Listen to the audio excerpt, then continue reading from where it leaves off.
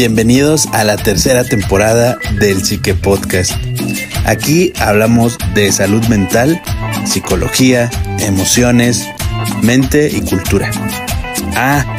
Pero también es un espacio abierto al debate. Comenzamos. 1, 2, 3, 4.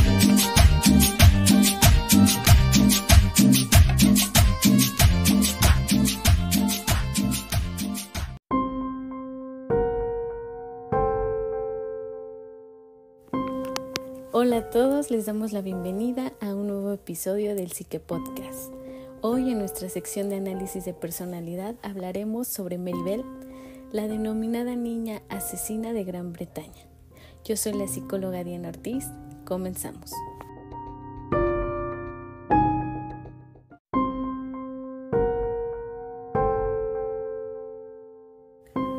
Mary Flora Bell nació el 26 de mayo de 1957 en la ciudad de Newcastle, en Inglaterra. Su madre se llamaba Betty y la tuvo entre los 15 y 16 años aproximadamente. Betty se dedicaba a la prostitución y solía ausentarse largas jornadas de su casa debido a que tenía que transportarse de una ciudad a otra. El padre de Mary no se sabe quién fue con exactitud, pero según lo que contó su madre, Betty, siempre pensó que era hija de Bill Bell, un ex convicto que conoció y que fue arrestado por cometer un robo a mano armada. Betty y Bill se casaron poco después de que Mary naciera y la familia de Betty afirmaba que ésta trató de asesinarla en determinadas ocasiones durante los primeros años de su vida. Los intentos de asesinato hacia su hija eran básicamente drogarla para que tuviera una sobredosis y muriera, pero nunca, después de múltiples intentos, nunca le resultó y Mary pasó gran cantidad de tiempo en el hospital haciéndole lavados de estómago y recuperándose de los intentos de homicidio de su madre.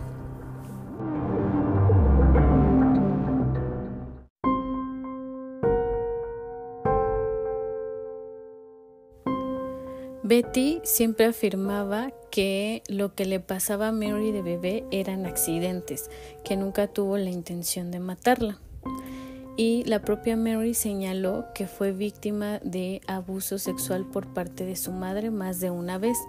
Ella decía que la obligaba a participar en actos sexuales con hombres desde los 4 años de edad. Esta infancia, unida a el lugar en el que vivían, que era básicamente una ciudad, un poblado marginado, lleno de desigualdad, se considera que contribuyeron a que Mary se volviera una criminal a muy corta edad, pues se tiene el antecedente de que ella le robaba a sus compañeros de clase, también robaba en tiendas o supermercados de la zona y solía destruir propiedad privada, sobre todo vidrios, aventando piedras. Tenía también como un patrón o una costumbre de gritar cuando estaba muy enojada o peleaba con alguien, gritar que era una asesina. Incluso lo hacía en vía pública.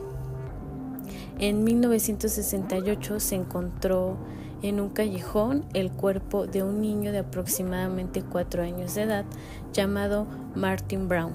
El cuerpo no mostraba signos de violencia y debido a la presencia de un frasco de pastillas, la policía supuso que el niño las había tomado accidentalmente y esa era la causa de la muerte. Mary Bell fue a la casa de los padres de Martin cuando estos le dijeron que no podía ver a Martin porque él estaba muerto, él estaba en el cielo. Ella le dijo a la mamá de este niño que sabía que ya estaba muerto y que lo único que quería era que la dejaran verlo en el ataúd. La madre le cerró la puerta de golpe, pero a pesar de su malestar nunca llegó a considerar que ella tenía algo que ver con el asesinato de su hijo.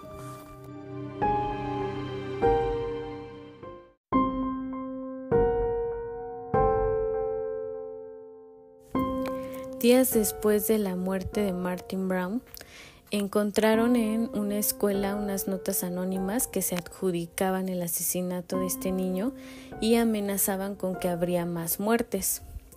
Mary Bell y su amiga llamada Norma, fueron descubiertas husmeando dentro de esta escuela, pero no se presentó ningún cargo, ya que como eran muy jóvenes, eran unas niñas, no creyeron que ellas representaran un peligro real, sino que solo estaban curioseando.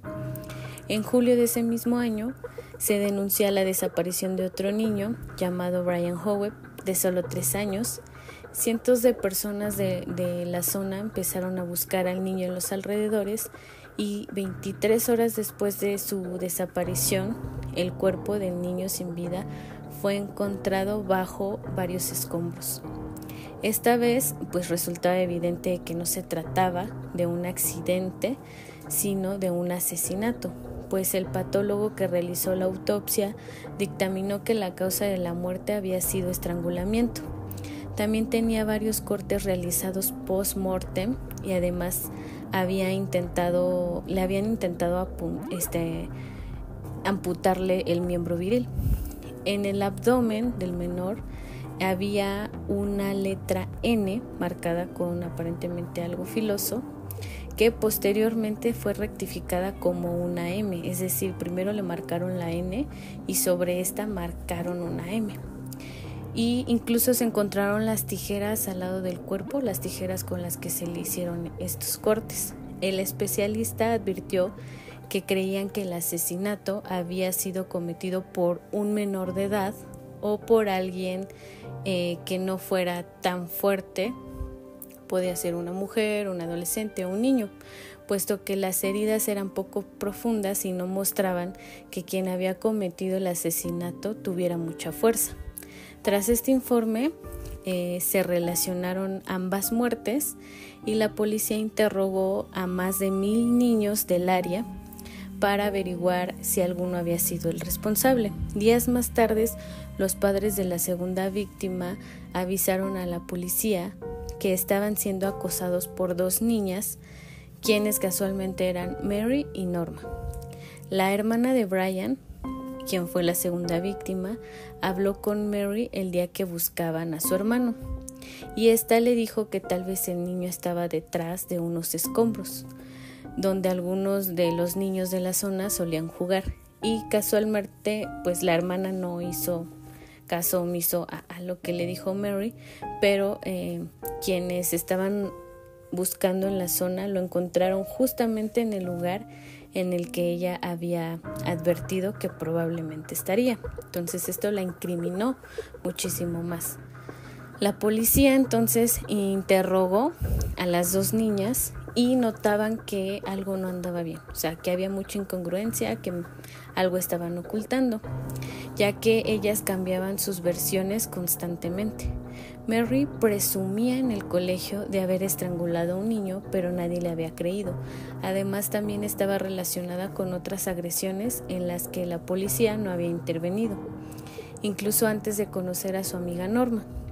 Finalmente, Norma confesó que Mary había asesinado sola al niño y que después la llamó para mostrarle el cuerpo, pero en la comisaría las separaron y las dejaron solas, o aparentemente estaban solas, y notaron que empezaban a insultarse y a gritarse una contra la otra.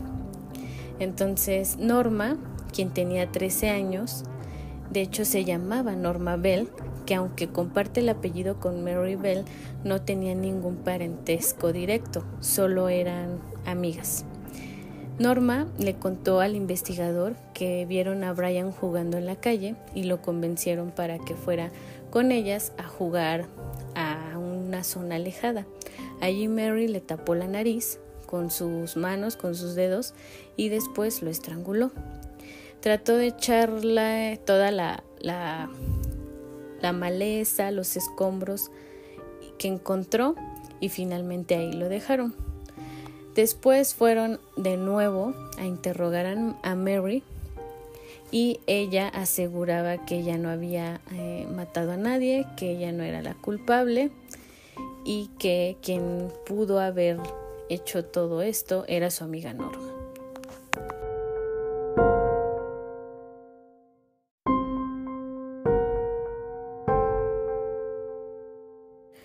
Mary no daba su brazo a torcer, no quería confesar absolutamente nada, y es aquí donde después de varias horas y varios intentos, ella, a pesar de que seguía negando todo esto, empezó como a caer de nuevo en contradicciones con su declaración y se le escapó decir que Brian tenía el vientre marcado con una letra hecha con una tijera y que había sido responsable su amiga Norma, cosa que la incriminó más ya que la policía no había hecho público este dato. Entonces lo tomaron como una confesión y una vez que la encararon, pues ella terminó admitiendo que sí había sido la responsable de la muerte de Brian. Y cito textualmente lo que ella dijo. Mencionó: le apreté el pescuezo y me arrodillé sobre él. Así fue como lo maté, le dijo al detective. Y este le preguntó: ¿por qué lo hiciste? Y Mary respondió: por el placer y la emoción de matar.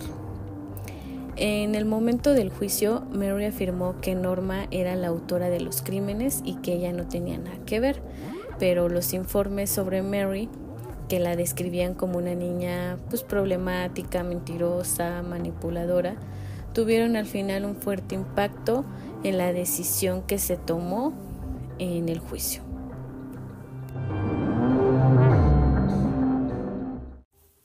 Otra de las pruebas que se tomó como evidencia para condenar a Mary fue que uno de sus profesores encontró en una libreta un dibujo que ella hizo, y el dibujo era de un cadáver, de un cuerpo, y al lado había un frasco y pastillas, que hacía alusión a su primera víctima, Martin Brown, ya que de nuevo la policía nunca hizo público el dato de que habían encontrado al lado del cuerpo de este niño un frasco de pastillas. Entonces esto solo lo podía saber quien estuvo ahí o quien había cometido el crimen. Esto fue tomado como una prueba contra ella y así fue como fue acusada de los 2 asesinatos y condenada por tiempo indefinido. Norma fue absuelta, pues se consideró que fue manipulada y que actuó por coacción y por presión de Mary. El 17 de diciembre de 1968, Mary Bell fue absuelta del cargo de asesinato, pero fue condenada por asesinato en segundo grado debido a su falta de responsabilidad. El jurado tomó esta decisión después de escuchar los resultados de los psicólogos y psiquiatras que le hicieron una evaluación, que decían que tenía los clásicos síntomas de una psicópata y fue sentenciada a lo que en Gran Bretaña se llama a voluntad de su majestad.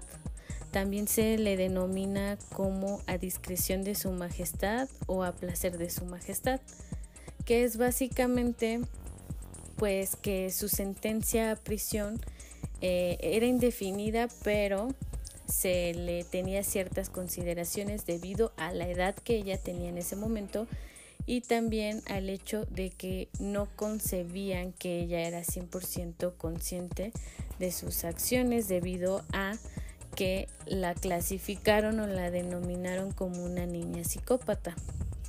Norma fue absuelta de ambos cargos, pero se decidió internarla en un psiquiátrico y se sabe que ella estuvo bastante tiempo, que Norma, la amiga de Mary, estuvo bastante tiempo en el psiquiátrico, pero se le pierde la pista, es decir, no se sabe si en algún momento ella cumplió una condena, tuvo un tratamiento adecuado y se le dio de alta, se pudo reincorporar a la sociedad o si pasó hasta el último de sus días en el centro psiquiátrico.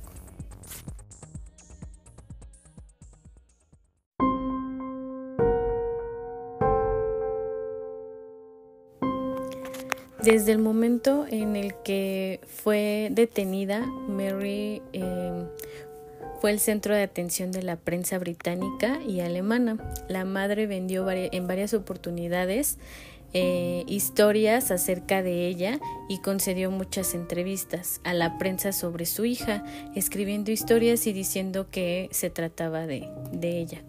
Muchas de las cosas que ella declaró nunca sucedieron. Mary volvió a ser el foco de atención de la prensa cuando en septiembre de 1979 se escapó de la custodia que tenía impuesta y el juez señaló entonces que era peligrosa y que había un riesgo muy grave para otros niños si no se le vigilaba de cerca, y comentó: tengo poder para ordenar una pena de prisión y me parece que ningún otro método para tratar con ella en las circunstancias es más adecuado. Y fue así cuando el juez y la propia Mary Bell pues habían declarado que sí sería impuesta una pena indefinida. E incluso Mary dijo que heriría a otros seres vivos, animales y personas que son mucho más débiles que ella y a los que no se pueden defender, o sea que le gustaba herir a los demás. Con esta declaración ante el juez pues fue con la que se terminó de cerrar su sentencia.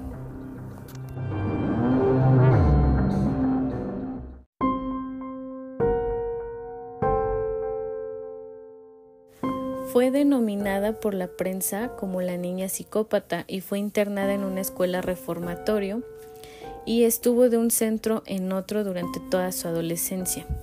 El mundo la había olvidado aparentemente, pero en 1977, cuando Mary Bell tenía 20 años, volvió a ser el centro de atención de los diarios por haberse escapado con otra chica del centro en el que estaba de baja seguridad. Se escaparon una noche para pasar el tiempo con dos jóvenes. Fue liberada en 1980 debido a que los informes psiquiátricos del centro le daban de alta y decían que había habido un cambio favorable y que ya no había señales de que ella representara un peligro para la sociedad. Ahora hablemos de la vida después de la reclusión. Mary Bell fue liberada en 1980 y antes de salir en libertad conoció a un hombre casado y entabló una relación y quedó embarazada. Entonces se enfrentó a este dilema de tener o no tener al bebé, ya que ella mencionaba que no quería tener un hijo de una relación sin futuro, pero a la vez ella también pensó que no quería volver a matar a un niño y que no se sentía tan segura de no replicar lo que había hecho en su infancia con su propio hijo. Así que después de pensarlo un breve tiempo, ella finalmente decidió abortar. Al salir tuvo varios trabajos, incluso trabajó en un comedor infantil, formó otra pareja que tampoco duró mucho la relación y volvió a quedar embarazada, pero esta vez sí decidió tener a su hijo, a su bebé, que al final fue una niña. Nació el 25 de mayo de 1984, exactamente 16 años después de la fecha en la que cometió su primer asesinato. A su hija la llamó también Mary y decidió ocultarle su pasado, pero se dio cuenta de que eso no iba a funcionar por mucho tiempo, ya que eventualmente la niña crecería e iba a ser más difícil ocultarle lo que ella había hecho cuando era niña. Una vez que descubrió, mejor dicho, su hija, que había asesinado de niña a dos chicos, porque los vecinos de alrededor y personas de la escuela y también los medios dieron con Mary Bell y su hija terminó teniendo conocimiento de esta situación. En una ocasión incluso, al saber quién eran los padres del colegio en donde iba su hija, pues los padres le exigieron a la escuela que expulsaran a la niña y que no le permitieran que estudiara ahí, pues consideraban que iba a representar un peligro para sus hijos. Entonces pues ella nuevamente se tiene que mudar, encuentra otra pareja y esta vez se casa con él y también se va junto con su hija a vivir a un pequeño pueblo, donde pues tampoco se tardaron mucho en descubrir su identidad y sus antecedentes. En 1993 los medios británicos estaban dando una enorme cobertura al asesinato de James Bulger, un niño de 2 años aproximadamente que fue asesinado por otros 2 niños de 10 años. Entonces, cuando empieza a hacer revuelo el que 2 niños sean asesinos, se vuelve a poner sobre los periódicos y las noticias el caso de Mary, quien, pues como saben, pues también había matado siendo aún una niña.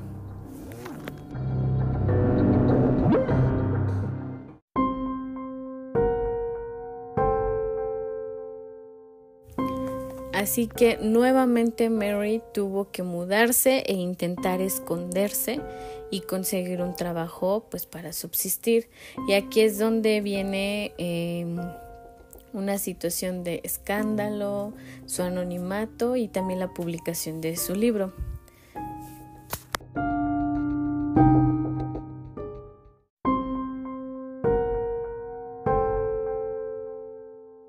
En 1998 decide, junto con la periodista y escritora Gita Sereni, publicar un libro que se tituló Llantos Ignorados, la historia de Mary Bell.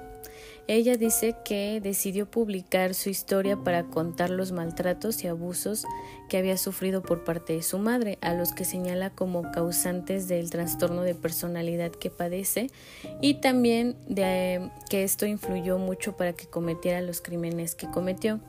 Y por otra parte porque quería reivindicarse ante el público en general, pero muchos empezaron a mencionar que ella lo estaba haciendo por dinero, ya que cobró un adelanto de 50,000 libras esterlinas, que eran aproximadamente $200,000 de aquella época.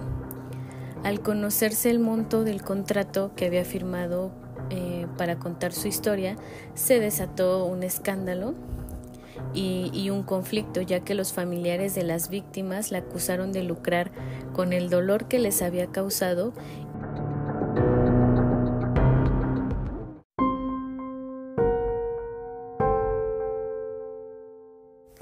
y también los padres de las víctimas se quejaron ante el ministro británico Tony Blair para intentar que no se publicara el libro, pero no lo consiguieron. Después de esto, los medios de nuevo tuvieron toda la atención sobre Mary Bell, y ella fue cuando decide reclamar a la justicia que le permitieran cambiar su nombre y el de su hija, que su hija para ese entonces ya tenía 19 años y ya había tenido una bebé, es decir, Mary ya era abuela, tenía una nieta. Entonces quería poner a salvo, como ella mencionaba, a su hija y a su nieta, que ellas no tenían la culpa de lo que ella había hecho en el pasado. Y lo logró. En mayo del 2003, la noticia se publica en todos los periódicos de Gran Bretaña, incluso en otros países. Y esto de nuevo desata la ira de los familiares de las víctimas de Mary Bell, que declararon: espero que cuando mire a su nieto recuerde a los 2 pequeños que asesinó, nunca la perdonaré, dijo Joan Brown, la madre de Martin. Todo el mundo habla sobre ella y que ella debe ser protegida. Como víctimas no tuvimos los mismos derechos que los asesinos, se quejó Ellen Howe, la madre de Brian, que fue la segunda víctima. Desde entonces Mary Bell vive con una identidad protegida en algún lugar de Gran Bretaña. Se desconoce cuál sea su nombre, cuál sea su identidad, aunque se sabe que vive con su actual pareja, su hija y su nieta. Bien, esta es la historia de Mary Bell, que fue revuelo y también fue mediática hasta que pudo conseguir su anonimato, y pues por obvias razones se le ha perdido la pista, aunque muchos medios, muchos periodistas y muchos escritores han intentado encontrarla y que ella nuevamente dé declaraciones. Pero bien, vamos a continuación con el análisis de personalidad.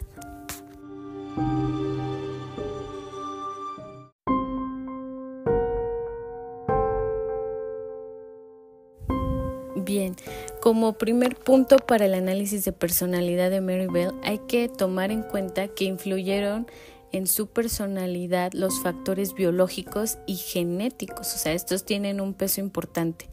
Y también hay que tener en cuenta que su madre, Betty, consumía drogas al momento de estar embarazada de ella, además de que en sus primeros años de vida la obligó a ingerir diversas drogas, medicamentos en diferentes ocasiones con la finalidad de acabar con su vida.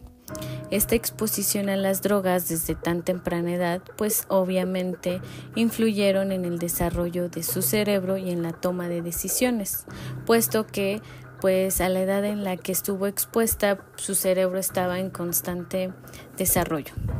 Además, Mary tuvo que sufrir también desnutrición, ya que hay evidencia de que su madre casi no la alimentaba, y todo esto afectó el desarrollo físico y mental de Mary. Incluso las declaraciones de los especialistas que la entendieron o la evaluaron durante el juicio fueron: creo que debe considerarse que esta niña padece de personalidad psicópata y una falta de calidad de sentimientos hacia otros seres humanos. También presenta una tendencia a actuar por impulso y sin previsión. En su momento, los especialistas la denominaron como una persona con personalidad psicópata, pero después de todo el antecedente y su historia, determinamos que Mary Bell no era psicópata, era sociópata. Muchos consideramos que estos dos términos son muy similares o que uno es sinónimo del otro, pero no es así. Así que les vamos a explicar cuál es la diferencia y cuáles son los rasgos de personalidad de Mary Bell siendo sociópata.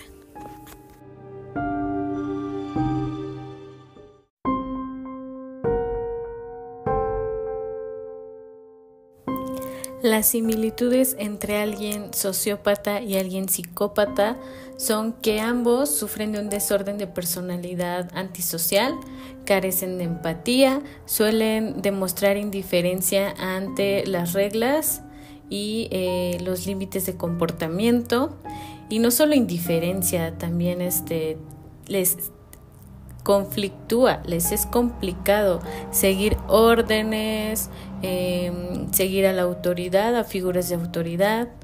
También carecen de remordimientos y culpa por sus acciones, por lo que dicen, por lo que generan hacia los demás, y son violentos. Cuando decimos que son violentos, pues es ser violentos a diferentes niveles: verbal, físico, psicológicamente hablando, incluso violencia sexual, etc.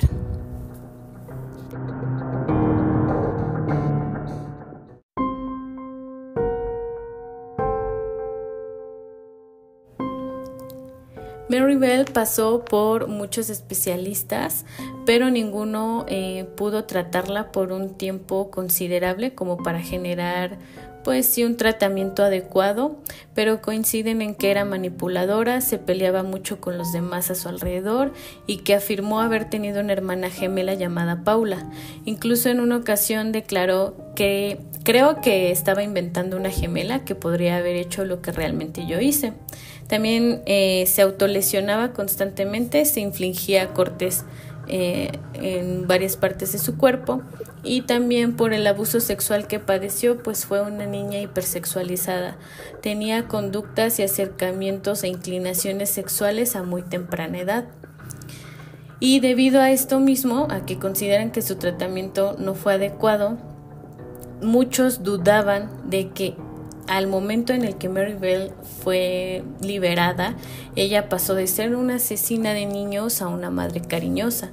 Muchos se cuestionaban si los abusos y las adicciones que había padecido se habían de alguna manera regenerado y le habían dado una nueva conciencia moral, una nueva actitud, una nueva personalidad.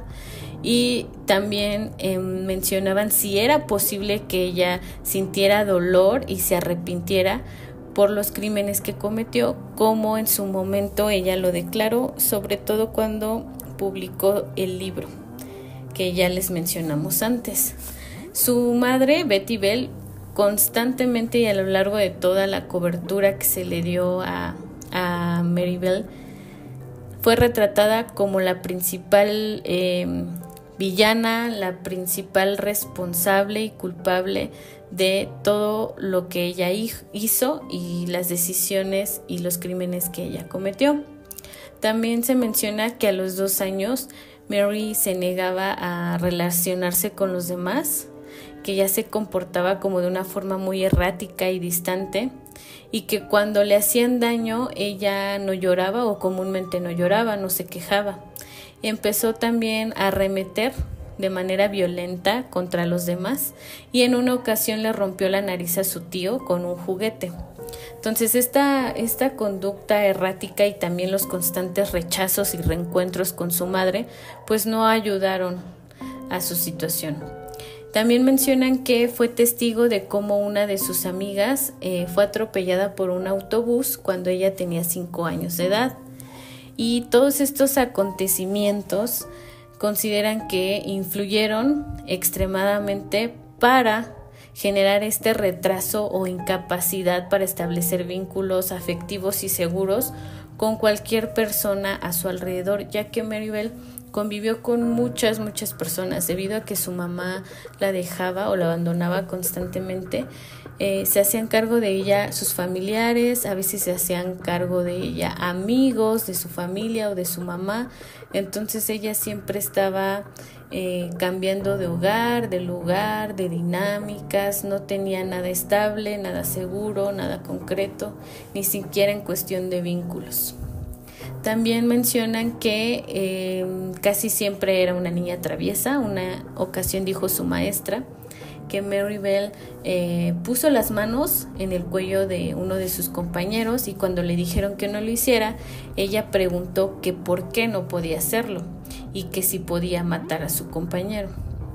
Pero esto siempre les pareció que era una travesura o era un comportamiento un poco rudo de parte de ella hacia sus compañeros de escuela, cuando realmente estas ya eran señales de lo que le estaba pasando y consecuencia de todo lo que ella estaba viviendo desde el primer día que llegó a este mundo.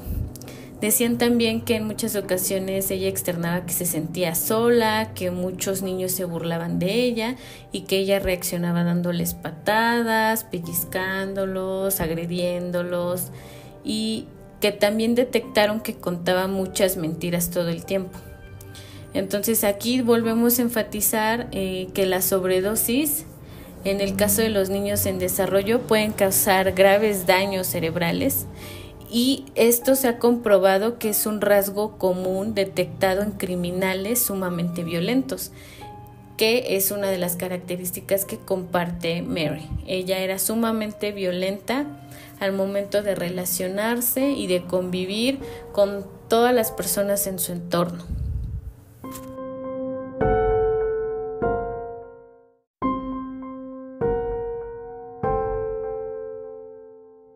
En este análisis vale mucho la pena también incorporar características de su madre Betty Bell. Ella era sumamente manipuladora, le gustaba ser el centro de atención, consideración y empatía de las personas que la rodeaban. Se cree que es muy probable, muy posible que Betty sufriera del síndrome de Munchausen por proxy. Este síndrome fue descrito por primera vez en 1977 y se caracteriza porque los padres o los cuidadores primarios lesionan, asfixian, envenenan intencionalmente a su hijo, hijos o en este caso niños bajo su cuidado para obtener la simpatía de los demás. Entonces se cree que su madre padecía de este síndrome, y una característica también que fundamenta este síndrome es que comúnmente los hijos que son asfixiados, lesionados y usados en estos casos son hijos no deseados. Como sabemos, Betty se embarazó de Mary pues por un descuido, tanto así que ni siquiera estaba segura de quién era el padre. Y esto explica por qué Betty, a pesar de intentar asesinar a Maribel durante sus primeros años de vida, intoxicándola, descuidándola, violentándola.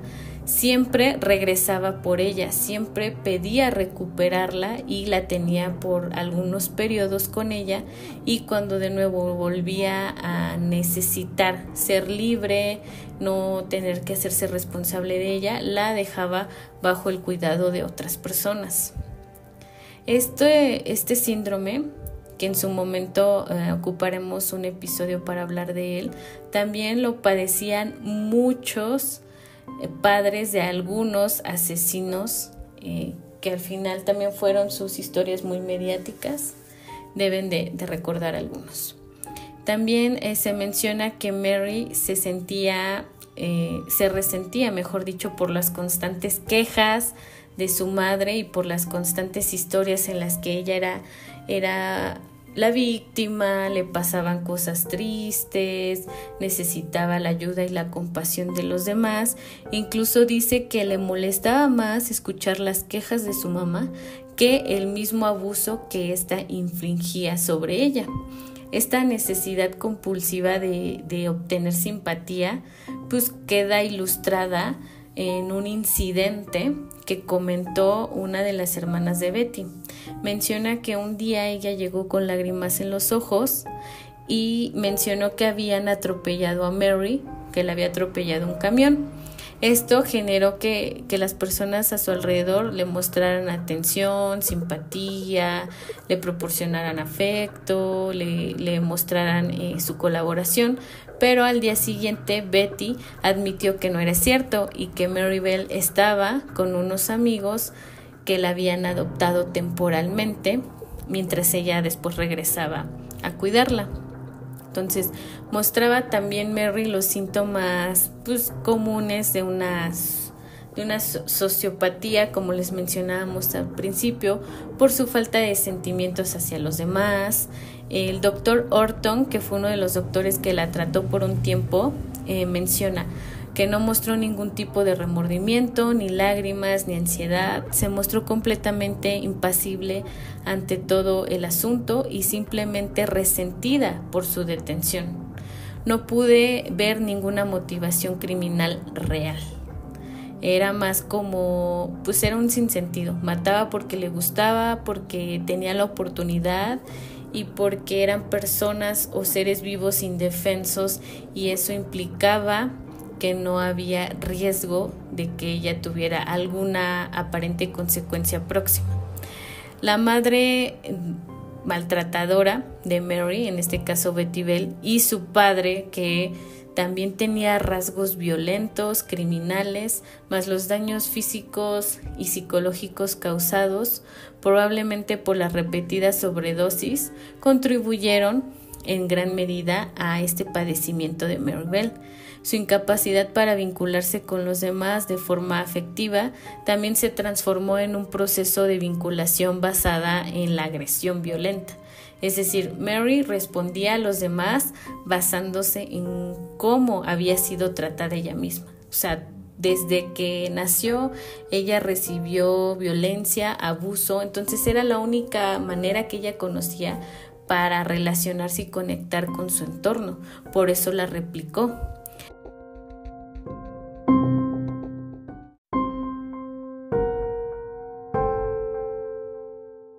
Cuando una madre, un padre o un cuidador primario representa una fuente de miedo, de inseguridad, de no afecto, no amor para un niño, pues algunos lo afrontan desarrollando mecanismos de defensa o protección contra el mundo exterior.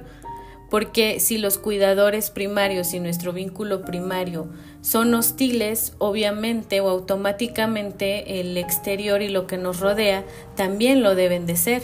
Entonces, para un sociópata en desarrollo, pues es una amenaza constante el entorno y quienes lo rodean.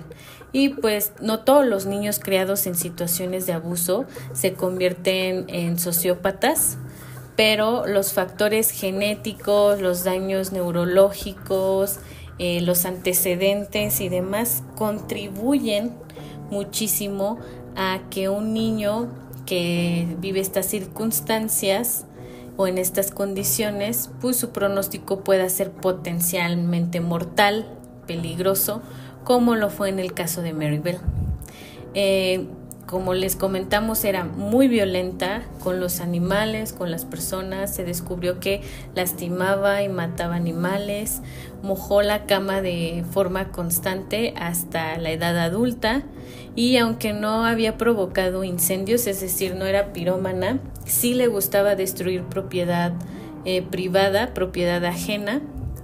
Y quienes estén familiarizados con estas características que acabo de mencionar, esta triada o estas características son características comunes que se les adhieren a muchos de los asesinos seriales o criminales más famosos, más representativos. Incluso los casos más mediáticos que se saben tienen estas 3 características en común. Mary y Norma fantaseaban con ser criminales y escapar a Escocia. Ellas declararon: lo construimos y hasta ahora parece, seguimos esperando que nos arresten y nos envíen lejos. Nunca hablamos de otra cosa que no fuera hacer cosas terribles y que nos llevaran lejos de aquí. En este caso, como les mencionaba, Norma no tuvo el mismo destino que Mary, pero desconocemos su historia de vida. En el momento en el que Mary conecta con Norma, también hay que cuestionarnos y preguntarnos cómo era la crianza de Norma, cómo era su familia, cómo era su entorno, cómo eran sus dinámicas, que al final pudo hacer una conexión con Mary Bell, al grado en el que la seguía, intentaba imitarla, estaba constantemente todo el tiempo con ella, la convencía de hacer cosas que en un primer momento Norma no quería, y al final se vio arrastrada por toda esta situación. Y pues en resumidas cuentas, profundizando un poquito más en las características del perfil sociópata de Mary Bell, pues podemos ver que hay una tendencia a que ella carece de vínculos interpersonales sanos, vínculos efectivos. Incluso no le interesa generar realmente un vínculo tal cual con alguien. Mucha inestabilidad en su entorno, en lo que ella incluso genera comportamientos impulsivos, también genera conexiones con individuos o grupos en específico. O sea, individuos con el objetivo de obtener algo de ellos. El claro ejemplo es el vínculo que hizo con Norma. Y sus crímenes suelen ser espontáneos y deja siempre indicios o evidencia. Tan así que, de nuevo recapitulando, sabemos por qué al final dieron con ella, debido a que dejó varias pistas y se delató, a lo mejor no en su plenitud, porque sí estuvo negando constantemente que ella fuera la asesina, pero se delató a través de dibujos, a través de su amiga Norma y a través de que en su declaración dio muchos detalles que no debía haber dado, o sea, que solo conocían las personas que estaban en el momento de los crímenes.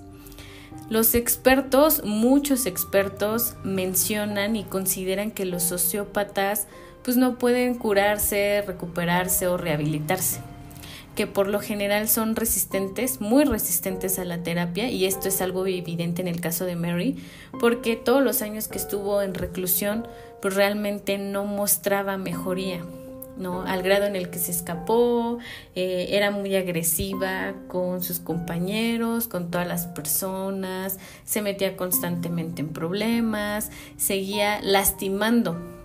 Si no era a través de la violencia física, era verbal, seguía lastimando animales, etc.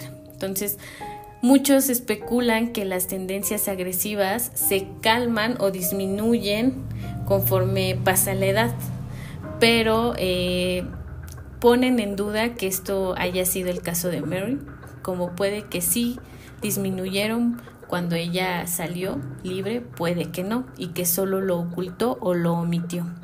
No podemos saberlo pues con seguridad. Y Mary pues muestra demasiados patrones conductuales que aprendió replicó y adherió de su madre.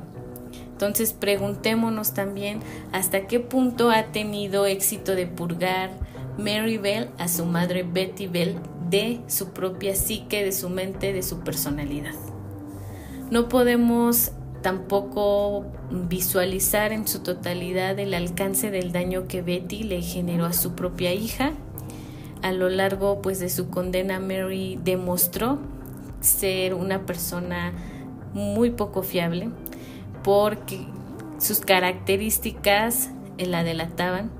No era sincera, mentía constantemente, tenía muchos motivos para mentir, exageraba mucho las historias, los recuerdos. Entonces también muchas veces los especialistas ponían en duda qué tan graves y qué tan ciertos eran los relatos de abuso que ella mencionó que su madre le causó, porque es algo también que hacen muchos sociópatas, exagerar o maximizar ciertos detalles o ciertos acontecimientos para ganar simpatía y justificar su comportamiento, y que las consecuencias de cuando son descubiertos sean lo más leves posibles, no sean tan severas.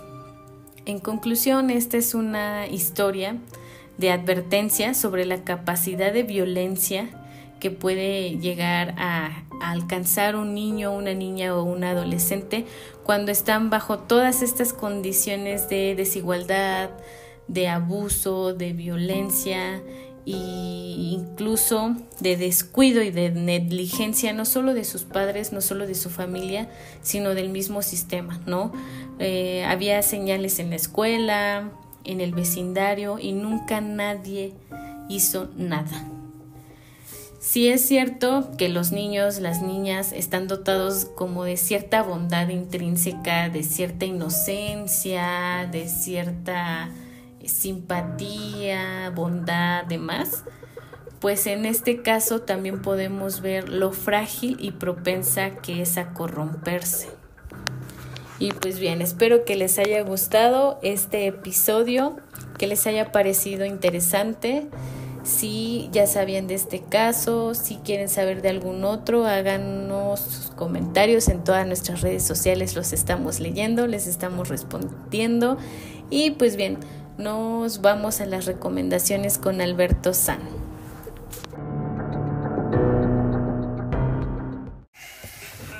Hola, ¿qué tal a todos? Muchas gracias, Diana. Las recomendaciones de este Psique Podcast los hice un poco pensando en el género femenino. No son canciones que tengan un significado literal sobre algún asesinato, o al menos de manera directa, ¿no? La primera recomendación se trata de Alma Traviesa, de Jessie Bulbo. Jessie es una artista mexicana de música alternativa, y esta canción es la primera del disco Changemonium del 2015, y esta canción convive con muchos estilos musicales. Hay sonido vintage, vocales dispersos y unos vientos de los años 70 que curiosamente suenan más actuales de lo que en su inicio la canción podría proyectar. Y todos estos ritmos y sonidos juegan con la de por sí ya juguetona letra, que es muy provocadora y oscura a la vez, como si la protagonista de esta historia tuviera dos personalidades. Es una canción que provoca baile y desconfianza a la vez. Tienen que escucharla para que sepan de lo que estoy hablando. La segunda recomendación es La Sirena Varada, de Los Héroes del Silencio. Esta canción fue lanzada en 1993 y es una canción llena de metáforas. No es cantada por una mujer, pero en este caso pues la sirena, la protagonista, digamos que está dentro de varias situaciones al mismo tiempo y se centra en la resignación, en la aceptación de un destino que parece estar sellado por el fastidio y la adversidad. Hay una frase, un par de palabras que es miradas de criminales y encías ensangrentadas, que proyecta traición. Bueno, habla sobre una traición y dolor provocado por terceros. Mientras que hay otra figura dentro de la canción que es un compañero viajero, compañero de viaje, y sugiere una constante lucha por la supervivencia y la compañía dentro de pues la miseria. Es una canción muy oscura, pero pues muy, muy poderosa. Es una canción que se canta gritando. Y bueno, como ya saben, la tercera recomendación suele ser instrumental. En esta ocasión va a ser tal cual. Me estoy saliendo un poquito de los géneros anteriores para revisitar una canción del año 1999, Window Clicker de Aphex Twin. Y esta canción fue incluida en el soundtrack de la película Clímax. Es una película belga-francesa de terror musical, escrita y coeditada por Gaspar Noé. La película está protagonizada por Sofía Boutella junto a un reparto de papeles secundarios. En esta película, un grupo de bailarines descubren que la sangría de la cual bebieron después de este icónico baile, que de hecho se hizo muy famosa la película gracias a este tráiler y es como inicia la película. Esta sangría la beben y dicha sangría había sido adulterada con LSD, pero no saben por quién o por qué, y de pronto pues la atmósfera se vuelve más eléctrica, más extraña, y la locura pues se apodera de ellos. Entonces empieza una crisis psicodélica colectiva y derivado de esta crisis psicodélica un niño muere electrocutado. Y este track suena en el momento más turbio previo a la muerte del niño, que está encerrado dentro de un cuarto de alto voltaje del edificio en donde se encuentran. Y pues este niño es encerrado por su propia madre, estando ya intoxicada por esta sangría de LSD. Y bueno, pues les agradezco mucho que se hayan preparado para escuchar este capítulo. Despido el Psique Podcast agradeciéndoles a todos sus comentarios, como ya lo hizo Diana, y pues nos escuchamos en el siguiente capítulo. Nos vemos.